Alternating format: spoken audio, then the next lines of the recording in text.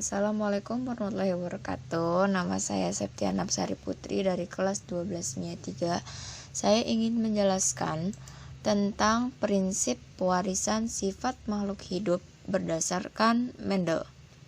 Di sini pertama ada pengertian pewarisan sifat. Pewarisan sifat merupakan proses penurunan sifat dari induk atau parental ke anak atau disebut dengan filial. Pewarisan sifat juga dapat disebut sebagai hereditas. Adapun hukum pewarisan sifat atau disebut dengan hukum Mendel, Georgi Mendel merupakan seorang pendeta yang pertama kali merumuskan hukum pewarisan sifat. Mendel menjawab pertanyaan bagaimana sifat-sifat pada makhluk hidup diturunkan secara matematis.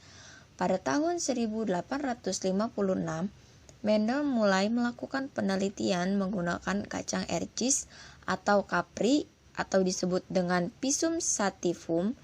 Mendel memilih menggunakan kacang ercis atau kapri sebagai objek penelitian karena beberapa alasan. Mendel menyimpulkan hasil penelitiannya dalam suatu hukum yang dinamai sebagai hukum Mendel. Ada dua hukum Mendel. Hukum Mendel pertama atau ke-1 berbunyi setiap gen di dalam alel akan berpisah atau bersegregasi secara bebas pada saat pembentukan gamet. Hukum Mendel 2 berbunyi setiap gen di dalam gamet akan bergabung atau berasortasi secara bebas pada saat pembentukan zigot. Komponen utama dalam pewarisan sifat. Kromosom merupakan komponen utama dalam proses pewarisan sifat. Kromosom memiliki fungsi membawa informasi genetik yang akan diturunkan pada keturunannya. Jenis kromosom dalam setiap makhluk hidup meliputi kromosom tubuh atau autosom, dan kromosom kelamin disebut juga dengan gonosom. Setiap pasangan dapat disebut sebagai kromosom homolog. Satu pasang berasal dari induk jantan dan satu pasang berasal dari induk betina.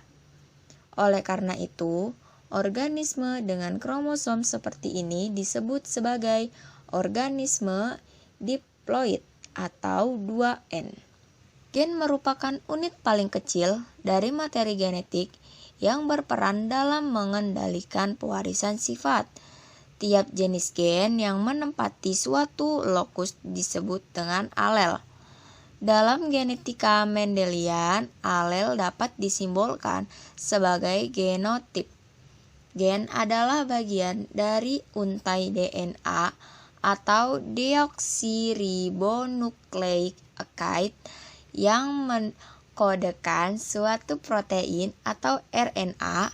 Ribonucleic acid protein atau RNA inilah yang nantinya dapat mempengaruhi sifat-sifat makhluk hidup. Yang ketiga, ada macam-macam persilangan dan prosesnya. 1. Persilangan monohibrid.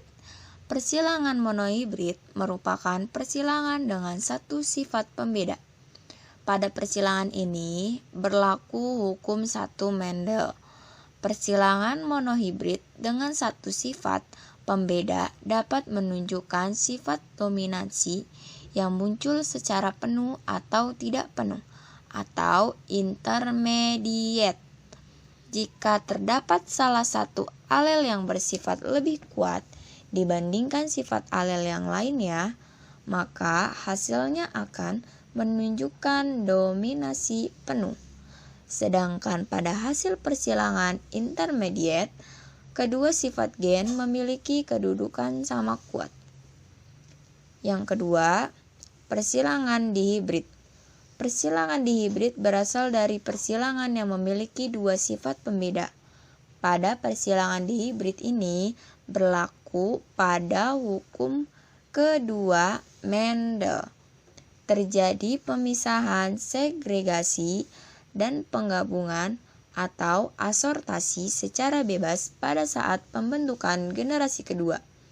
persilangan di hibrid ini akan banyak memunculkan sifat dominan, resesif, dan intermediate. Selanjutnya, itu ada faktor yang mempengaruhi fenotip pada pewarisan sifat. Karakteristik kromosom. Kromosom merupakan komponen utama dalam proses pewarisan sifat. Sudah barang tentu jika dilakukan persilangan, kromosom akan menentukan informasi genetik apa yang diturunkan pada keturunannya. Kromosom tubuh atau disebut autosom akan mewariskan sifat-sifat fenotip dari indukan, sementara kromosom kelamin akan menentukan jenis kelamin. Itu disebut dengan karakteristik pengertian dari kromosom. Yang kedua, ada karakteristik gen. Seperti telah dijelaskan pada bagian atas tadi, bahwa gen ada yang bersifat dominan dan resesif. Karakteristik gen tersebut akan menentukan hasil persilangan dan pewarisan sifat keturunan. Itu dimaksud dengan karakteristik gen yang bersifat dominan dan juga ada yang bersifat dengan resesif.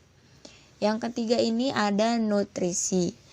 Proses pewarisan sifat juga dipengaruhi oleh nutrisi yang masuk ke dalam tubuh makhluk hidup. Jika unsur-unsur tubuh terpenuhi dengan baik, terutama protein, proses pewarisan sifat juga akan berjalan dengan baik. Misalnya, pada suatu tanaman yang tumbuh mendapatkan nutrisi yang baik, tentu akan menghasilkan keturunan yang baik seperti induknya. Demikian sebaliknya, itu disebut dengan nutrisi.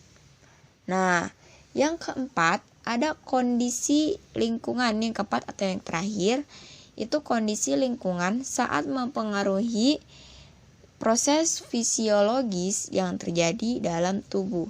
Salah satunya ialah pewarisan sifat melalui persilangan. Maka dari itu, kondisi lingkungan yang baik akan berpengaruh baik pula pada proses persilangan. Contoh misalnya, pada persilangan tanaman jagung yang tumbuh pada kondisi ladang yang banyak hama. Tentu saja keberhasilan persilangan itu tidak akan tumbuh secara maksimal. Nah, cukup dimengertikan. Jadi, suatu keturunan pasti akan memiliki salah satu atau beberapa sifat yang dipunyai oleh induknya karena ada pengaruh pewarisan sifat. Demikian penjelasan dan juga pengertian dari hukum Mendel ini, hukum pewarisan sifat atau disebut dengan hukum Mendel. Seperti ini penjelasan dari saya, kurang lebihnya mohon maaf. Terima kasih. Wassalamualaikum warahmatullahi wabarakatuh.